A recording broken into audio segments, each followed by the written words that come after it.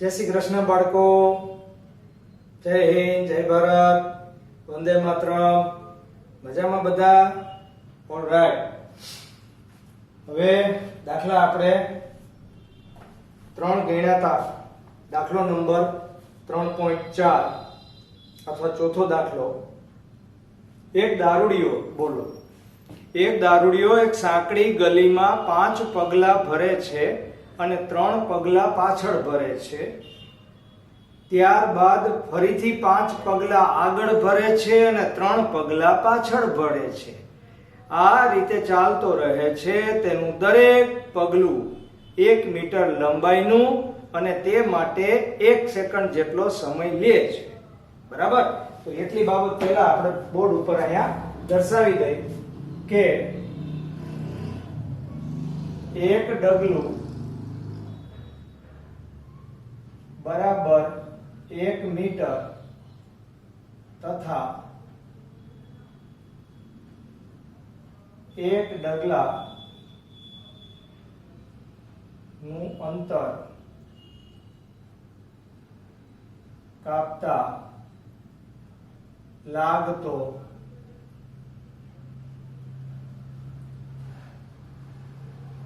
समय 1 सेकंड। बस पती गયું। 5 પગલા આગળ અને 3 પાછળ। હવે આપણે આલેખ પર દર્શાવવાનું છે, ગણતરી નથી કરવાની। અને xt આલેખ દોરી નાખેલો છે। આલેખીય રીતે અન્ય કોઈ રીતે નક્કી કરો કે તેની ગતિનો પ્રારંભ બિંદુથી 13 મીટર દૂર આવેલા ખાડામાં તે ક્યારે પડશે, મતલબ કેટલા સમયે પડશે। કેટલા મીટર કીધા? 13 મીટર दूर। राइट? ओके। तो जोता जाओ। पहला 5 पगला, 5 એટલે અહીંયા આ બરાબર વચ્ચે આ 5 પગલા, બરાબર? અને ઈ 5 પગલા માટેનો ટાઈમ પણ કેટલો લાગશે? 5 સેકન્ડ। રેડી? એટલે અહીંથી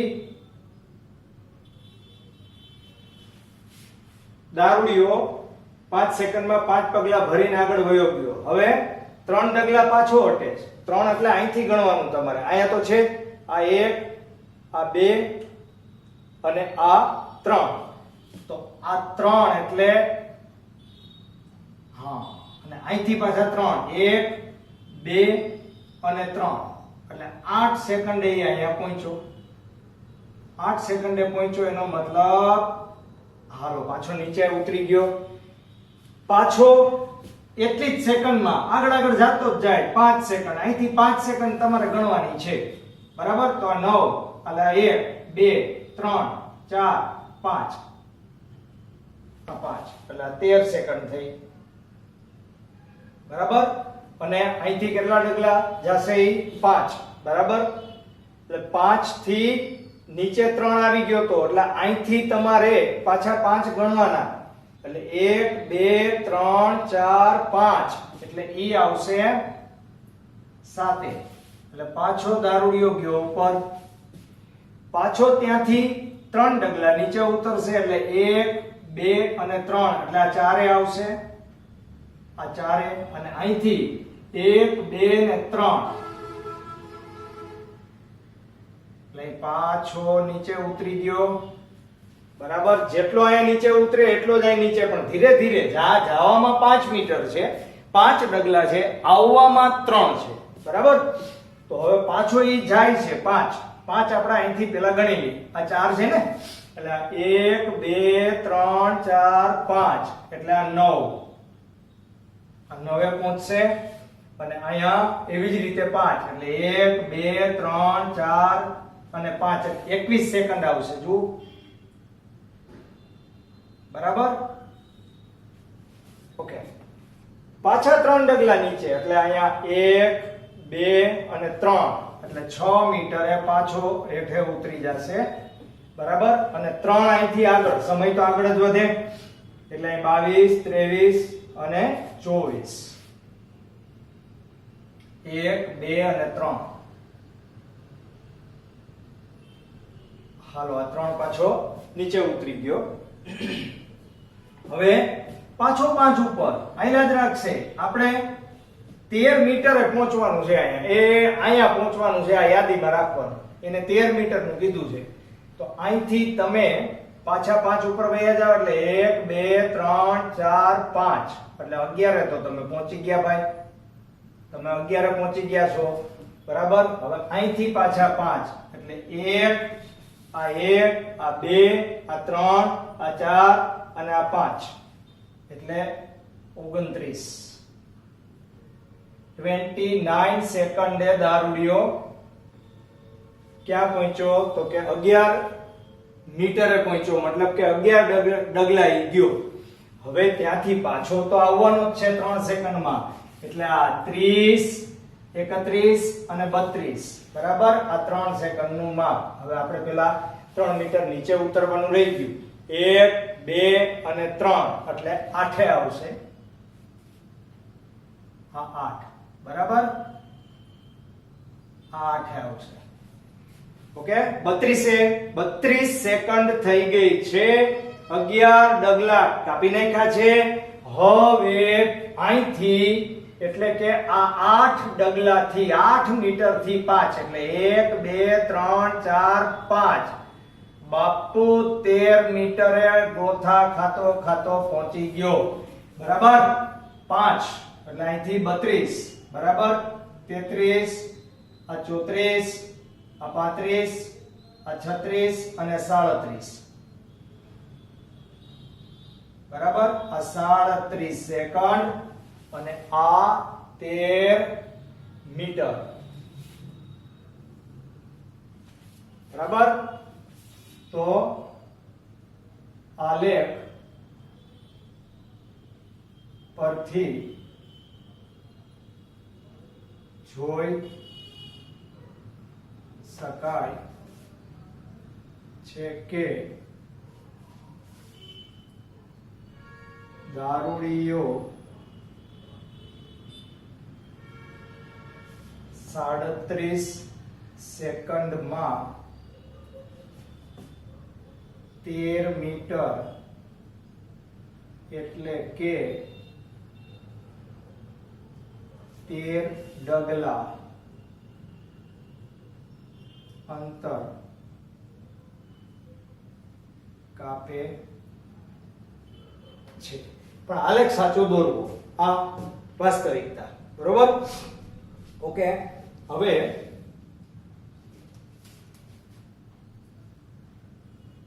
સ્વાધ્યાય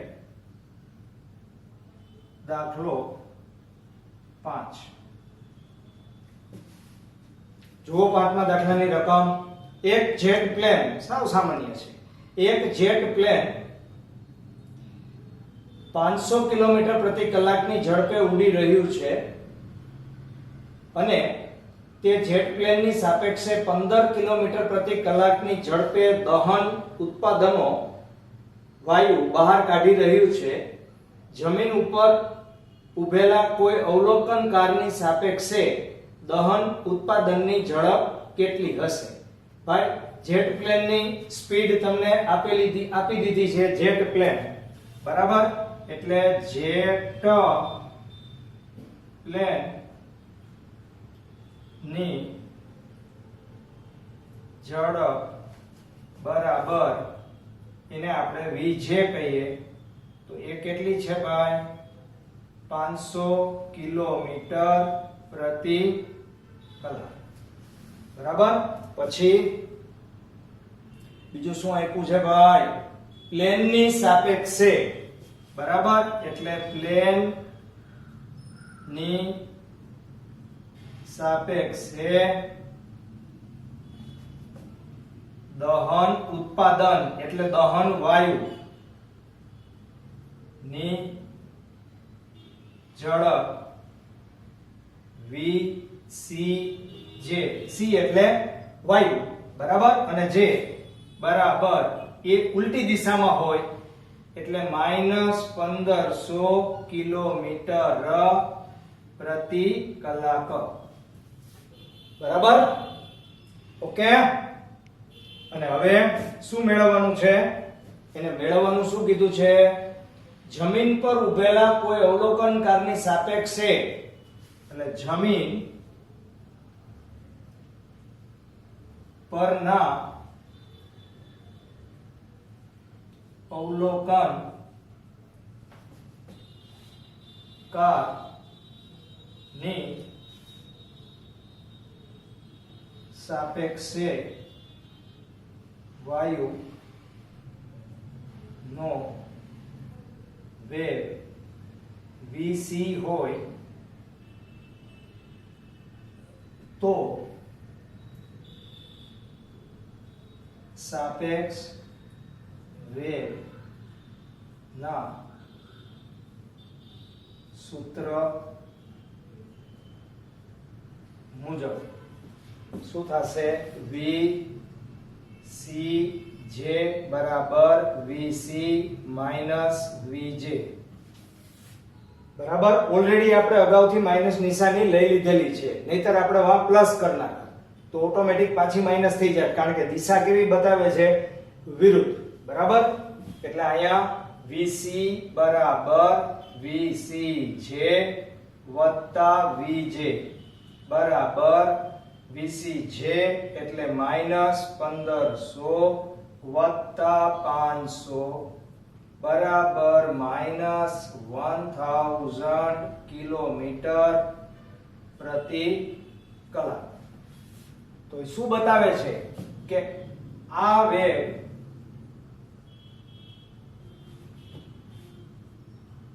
જેટ પ્લેન ની ગતિ ની વિરુદ્ધ દિશામાં છે. કોની ગતિની વિરુદ્ધ દિશામાં છે? જેટ પ્લેનની ગતિની કેવી દિશામાં છે? વિરુદ્ધ દિશામાં. અને આનું મૂલ્ય તમે ઘણી વખત મૂલ્ય તમને પૂછે તો માનાંક vc બરાબર માનાંક 1000 બરાબર વત્તા 1000 કિલોમીટર પ્રતિ કલાક. આ ઝડપ જમીન ઉપર ઉભેલા કોઈ વ્યક્તિ કે જે અવલોકનકાર કહેવાય એની સાપેક્ષમાં વાયુની ઝડપનું મૂલ્ય છે. બરાબર, આ માઈનસ નિશાની માત્ર શું બતાવે છે? દિશા બતાવે છે. શું બતાવે છે? દિશા. ઓકે, તો લખી લ્યો. આના પછીના દાખલા આપણે ગણીએ.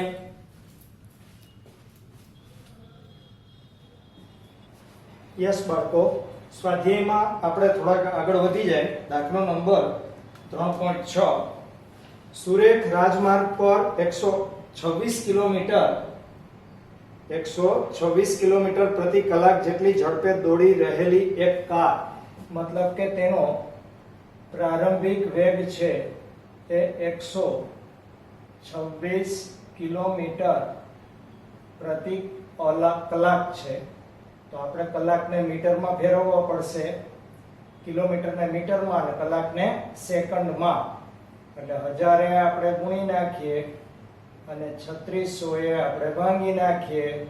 આ 2 મીંડા ગયા તો અહીંયા આવશે 1260 છેદમાં 36 બરાબર 630 ના છેદમાં 18 ઇક્વલ ટુ 18 3 54 6 3 9 90 18 5 90. એટલે આટલા મીટર પ્રતિ સેકન્ડ. આ તમારા માટે પ્રારંભિક વેગ આવ્યો, આપેલો જ છે, જે આપણે શોધ્યો નથી. અને કાર 200 મીટર એટલે x બરાબર 200 મીટર કાપી અને ઊભી રહી જાય છે, એટલે એનો અંતિમ વેગ 0 છે. ત્યારે તમારે શું શોધવાનું છે? મને કહો. પ્રતિ પ્રવેગ શોધવાનું છે. બરાબર, આટલા ડેટા તમને આપેલા છે. ઉપરાંત તમારે t પણ શોધવાનો છે. બરાબર, તો t ની વાત પછી છે. પહેલા પ્રતિ પ્રવેગ એટલે કે સ્ટોપિંગ ડિસ્ટન્સ માટે v² v0² = 2ax બરાબર. તેથી 0 માઇનસ v0 સ્ક્વેર બરાબર 2ax.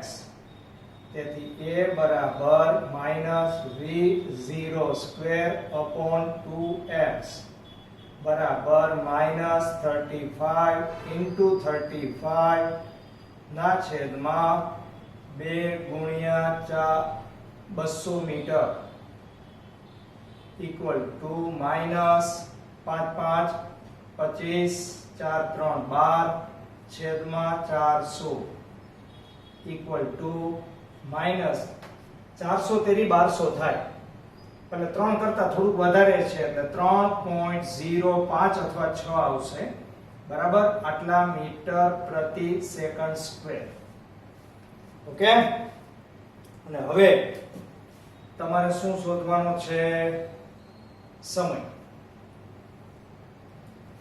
સમય આપણે શોધવામાં આપણી પાસે બે રસ્તા છે બરાબર. તમને જે તરત દેખાય એવો રસ્તો આ છે v v0 વત્તા at. હવે આ તો 0 જ છે બરાબર. એટલે અહીં શું થશે? v0 વત્તા at બરાબર 0 બરાબર. એ પોતે માઈનસ છે એટલે અહીંયા શું થઈ જશે મને કયો? માઈનસ થઈ જાય. તો t v0 upon a બરાબર v0 એટલે કેટલા આપ્યા છે? 35 બરાબર. અને અહીંયા 3.06 ભાઈ આ પ્લસ થઈ ગયા છે હો, સમજી ગયા? ઇક્વલ ટુ 11.4 આટલી સેકન્ડ. આટલી સેકન્ડમાં તે સ્થિર થઈ જશે. બીજી રીતે તમને એક સૂત્ર આપું. બીજી રીતે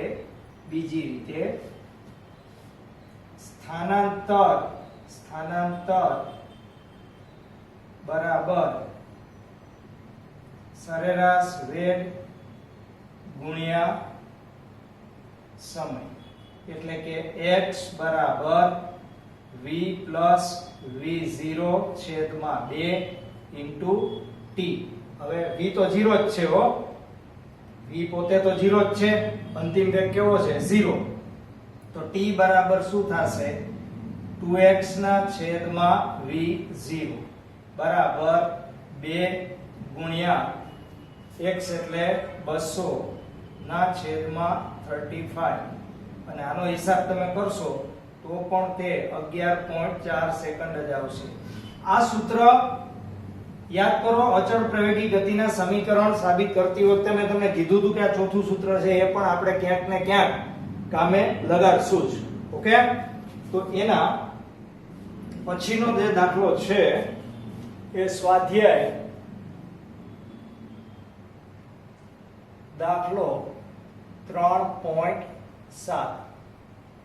રકમ વાંચીએ તો આપણને ખબર પડે કે વાસ્તવિકતા શું છે. 400 મીટર જેટલી સમાન લંબાઈ ધરાવતી બે ટ્રેન A અને B બે સમાંતર રેલવે ટ્રેક પર 72 કિલોમીટર પ્રતિ કલાકની ઝડપથી એક જ દિશામાં દોડી રહી છે. ટ્રેન A ટ્રેન B કરતા આગળ છે. ઓકે. કેટલી આગળ છે એ ખબર નથી, પણ તમને સમજવા માટે હું અહીંયા એક સાદી આકૃતિ દોરું છું. આ A ટ્રેન છે, આ A ટ્રેન છે. આ A ટ્રેનનો ડ્રાઈવર અહીંયા હોય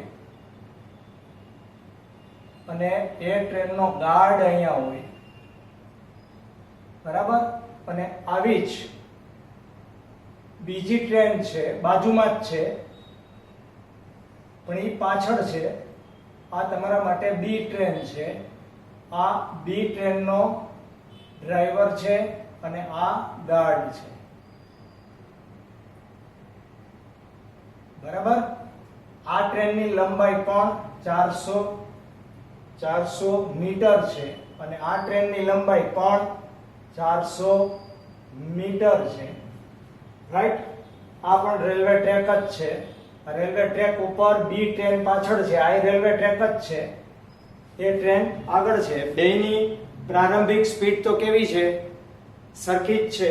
એટલે કે VA બરાબર 72 કિલોમીટર પ્રતિ કલાક બરાબર 72 ગુણ્યા 1000 1000/3600 આની આપણે જરૂર નહીં પડે પણ છતાંય આપણે ફેરવીએ તો અહીંયા આવશે 20 મીટર પ્રતિ સેકન્ડ. આવી જ રીતે VB બરાબર પણ 20 મીટર પ્રતિ સેકન્ડ.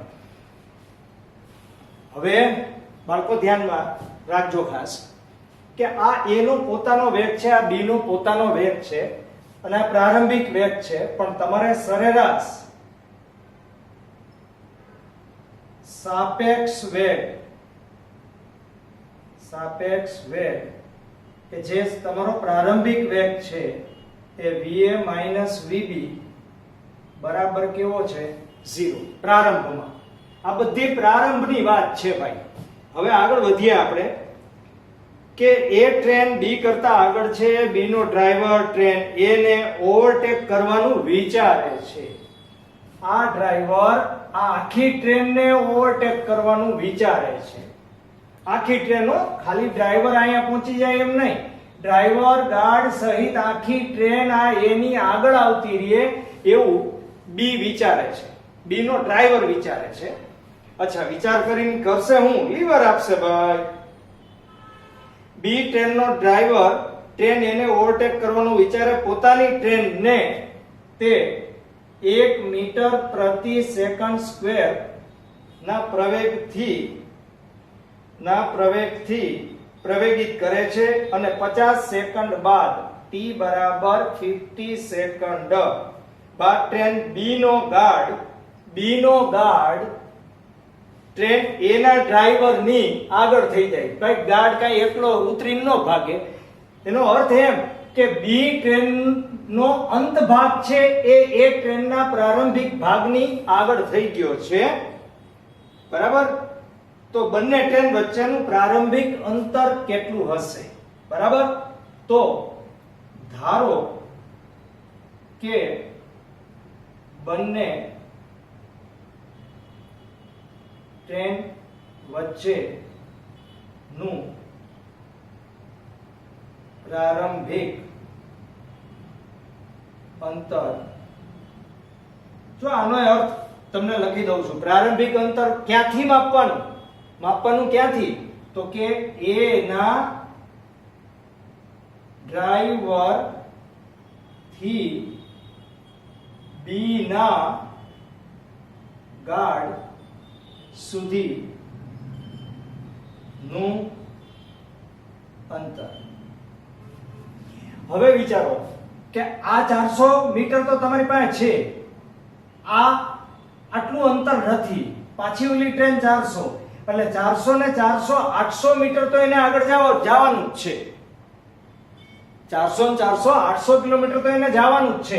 હવે આ બે વચ્ચેનું અંતર આપણને ખબર નથી, પણ આપણે એ અલગથી શોધવાની જરૂર નથી. આપણે તો આ બે વચ્ચેનું અંતર જ ધારી લીધેલું છે. ઓકે, તો હવે આપણે x મેળવવાનો છે, બે વચ્ચેનું શું મેળવવાનું છે? અંતર મેળવવાનું છે. તો કયા સૂત્રનો ઉપયોગ કરશો? બરાબર, કયા સૂત્રનો ઉપયોગ કરશો? x બરાબર v0t વત્તા 1/2 at સ્ક્વેર. તેથી x બરાબર, ભાઈ પ્રારંભિક વેગ, હું અહીં સૂત્ર લખી દઉં, ઉભા રહ્યો, નહીતર તમને પ્રશ્ન અચૂક થશે. va vb સાપેક્ષ વેગ લેવાનો ઇન્ટુ t વત્તા 1/2 at સ્ક્વેર બરાબર આ 0 પછી t 50 ભલે ને હોય, બધું 0 થઈ ગયું, ઇન્ટુ 1 ઇન્ટુ પૂરા 2500. રેડી? અને તેથી x બરાબર 2500/2, તેથી x બરાબર 1250 મીટર. જ્યારે કોઈ પણ દાખલો તમે ગણો અને એને પૂછેલા પ્રશ્નનો જવાબ આવી જાય એટલે આપણે રાજી તો થાય અને થવું જોઈએ, એમાં વાંધો નહીં, પણ એની સાથે સાથે એક વસ્તુ મગજમાં રાખો બાળકો, કે આમાંથી તમને નવા પ્રશ્ન જે વિદ્યાર્થીઓને ન આપેલા પ્રશ્નો પણ મગજમાં સ્ફુરિત થાય એ વિજ્ઞાનનો વિદ્યાર્થી. આપેલું છે એ તો બરાબર છે, તમે જ્યારે ગણો છો ત્યારે તમે જે વસ્તુ આપેલી છે એ મૂકો છો, શોધવાની છે એ સૂત્ર મૂકીને શોધી લ્યો છો. પણ હવે તમને આમાં પ્રશ્ન ફરી જાય તો, આ પ્રશ્ન ફરી જાય તો, પ્રશ્ન આવો તમને પૂછી નાખે તો, આવો પ્રશ્ન પૂછે તો, કે એ ના ગાર્ડ અને બી ના ડ્રાઈવર વચ્ચે નું પ્રારંભિક અંતર આવું. આ તો આખે આખું એ થી માંડીને ઓલા ગાઢ સુધીનું અંતર આવ્યું. હવે તમને આ બે વચ્ચેનું પ્રારંભિક અંતર કે તો શું કરશો તમે? તમારા આ 400 અને 400 કેટલા છે? 800. 800 બાદ કરવા પડે ને, બરાબર? તો x ડેશ બરાબર 1250 માંથી 800 ટ્રેનની લંબાઈ બાદ કરવાની છે ભાઈ, બરાબર? એટલે કેટલા આવશે? 450 મીટર.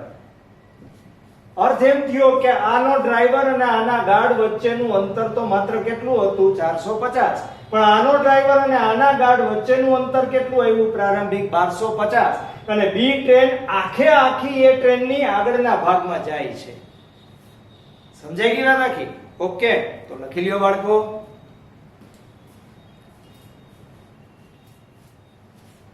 યસ બાળકો, સ્વાધ્યાયનો દાખલો 3.8. રકમ બરાબર ધ્યાનથી તમારે જોવી પડશે અને બે વખત વાંચવી પડશે અને તબક્કા વાઇઝ વાંચવી પડશે, નહીતર ખબર નહીં પડે. તો રકમમાં શું લખ્યું છે કે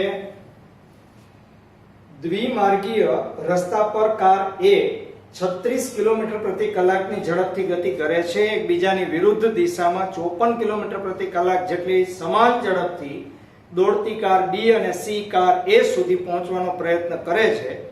કોઈ એક ક્ષણે એબી તથા એસી વચ્ચેનું સમાન અંતર 1 કિલોમીટર છે. આ ક્ષણે કાર બી નો ડ્રાઈવર કાર સી કાર એ ને ઓવરટેક કરે તે પહેલા ઓવરટેક કરવાનું વિચારે. ભાઈ બે વિરુદ્ધ દિશામાં હોય તો ઓવરટેક ન થાય, એટલે ઓવરટેક શબ્દ બે માટે લાગુ નહીં પડે. હમણાં હું આકૃતિ દોરીને તમને સમજાવું છું. તો અકસ્માત નિવારણ માટે કાર બી નો લઘુત્તમ પ્રવેગ કેટલો હોવો જોઈએ? ઓકે, તો સૌથી પહેલા હું કાર તમને દર્શાવી દઉં કે અહીંયા કાર એ છે, આ કાર બી છે અને આ કાર સી છે.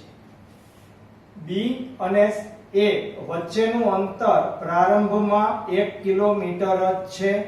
એ અને સી વચ્ચેનું અંતર પણ 1 કિલોમીટર જ છે, બરાબર? બી એ ની પાછળ જાય છે, સી બી કરતા વિરુદ્ધ દિશામાં છે. એ તો આ બાજુ જાય જ છે, એ ની પાછળ બી છે. બી અને સી વિરુદ્ધ દિશામાં છે એમ કીધું છે, બરાબર?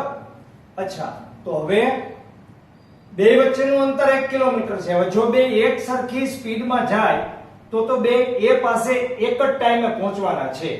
પણ બી ના ડ્રાઈવરને એમ થયું કે મારે સી પહોંચે એની પહેલા પહોંચી જવું છે, તો આને પ્રવેગી ગતિ કરવી જ પડે. તો પ્રારંભમાં ત્રણેયના વેગ કેટલા છે? તો કે બી અને સી ના વેગ તો પ્રારંભમાં સરખા જ છે પણ વિરુદ્ધ છે, એટલે સી ના વેગને આપણે માઈનસ લઈ લેશું, બરાબર? તો એ નો વેગ va બરાબર એનો વેગ કેટલો આપ્યો છે ભાઈ? 36 ઓનો 54. 36 ગુણ્યા 1000 છેદમાં 3600 બરાબર કેટલા આવશે? 10 મીટર પ્રતિ સેકન્ડ. ઓકે, પછી બી નો વેગ vb બરાબર 54 into 1000 છેદમાં 3600 બરાબર આ બે એ સોરી આ 0 એમનો એટલે 540 છેદમાં 36 બરાબર ભાગાકાર કરજો તમે 15 મીટર પ્રતિ સેકન્ડ અને c નો વેગ vc બરાબર એટલો જ પણ -15 મીટર પ્રતિ સેકન્ડ. બરાબર ક્લિયર? હવે c ના મનમાં કાઈ નથી થતું. c તો એકધારી સ્પીડમાં જાય છે, અચળ ઝડપથી જાય છે. પણ તમારે c નો એકલાનો વેગ ગણતરીમાં ક્યારેય નહીં લેવાનો. જ્યારે સરખામણી થતી હોય ત્યારે હંમેશા સાપેક્ષ વેગ આવે. એટલે c નો વેગ પાકો પણ a ની સાપેક્ષમાં. હવે a ની સાપેક્ષે c નો વેગ vca બરાબર vc માઈનસ va બરાબર vc. vc એટલે -15 માઈનસ a નો વેગ 10 બરાબર -25 મીટર પ્રતિ સેકન્ડ. અને તેથી c ને a સુધી પહોંચતા લાગતો સમય t બરાબર એને કાપેલું અંતર છેદમાં એનો વેગ. આમાં અચળ પ્રવેગી ગતિ લાગુ ન પડે. શું કામ? કારણ કે આ અચળ વેગથી જ ગતિ કરે છે. અચળ પ્રવેગી અહીંયા આવશે તો અંતર એ કેટલું કાપે છે? 1 કિલોમીટરનું. તો 1 કિલોમીટર એટલે 1000 મીટર છેદમાં એનો વેગ. ભાઈ મૂલ્ય જ લેવાનું. શું કામ? કારણ કે સમય કોઈ દી માઈનસમાં ન હોય. રાઈટ? અને તેથી t બરાબર આ બેનો ભાગાકાર કરો 25 ચોકુ 100 એટલે 40 સેકન્ડ. 40 સેકન્ડમાં c એ આગળ પહોંચે. કેટલી સેકન્ડમાં? 40 સેકન્ડમાં. હવે 40 સેકન્ડમાં એ પહોંચે તો એક્યુરેટ 40 કરતા સેજ વધારે એટલે સોરી સેજ ઓછી સેકન્ડમાં, થોડી ઓછી સેકન્ડમાં b એ આગળ પહોંચી જવો જોઈએ. આમ કાર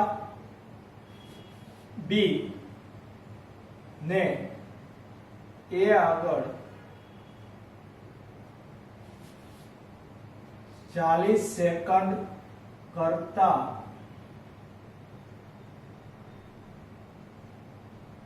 ઓછો સમય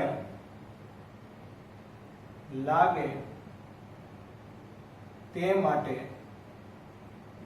નો b નો પ્રવેગ એ હોય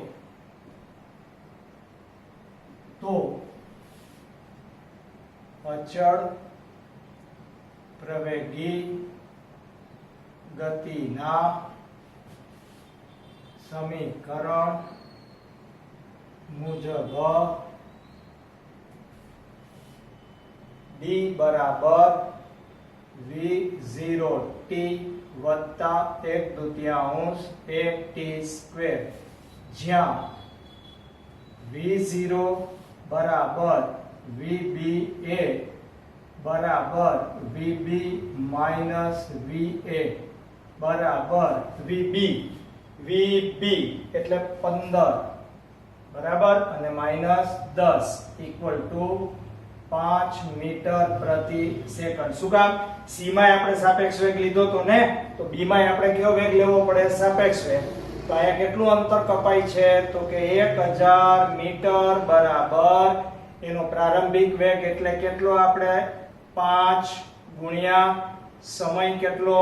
40 વત્તા 1/2 એ ગુણ્યા 40 નો સ્ક્વેર એટલે 1600 અને આ બાજુ લઈ લ્યો એટલે 1000 ઓછા 200 બરાબર 800 a અને તેથી a બરાબર 800 ના છેદમાં 800 તેથી a બરાબર 1 મીટર પ્રતિ સેકન્ડ સ્ક્વેર 1 મીટર પ્રતિ સેકન્ડ સ્ક્વેર જેટલો પ્રવેગ જો b પ્રાપ્ત કરી લે 40 સેકન્ડમાં તો b c કરતા a ને પહેલો ઓવરટેક કરી નાખશે. સમજાઈ ગઈ વાત આખી? ઓલરાઈટ, તો હવે બાળકો લખી લ્યો અને આજે આટલું જ. પછી નેક્સ્ટ લેક્ચરમાં આપણે આનાથી આગળ દાખલા વધારવાના છે. ઓકે બાળકો, જય શ્રી કૃષ્ણ.